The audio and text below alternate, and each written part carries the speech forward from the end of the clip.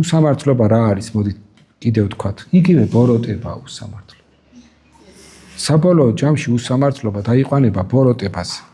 გააჩნია უსამართლობის ხარისხს. ან დიდი ბოროტება, ან მცირე ბოროტება. ყოველ შემთხვევაში ყოველგვარი უსამართლობა ცოდვაო, გითხრა მოციქული. ხოდამ შეუძლებელია, რომ ამდენი ბოროტება, ამდენი ცოდვა, ამდენი უსამართლობა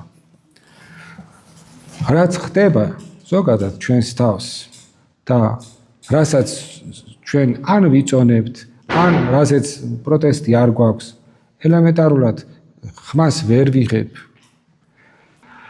ეს ცუდ შედეგებს მოიტანს, როგორც ქვეყნისთვის, ისე საზოგადოებისთვის. გამოსავალი ერთი არის, გამოფხიზდეს საზოგადოება.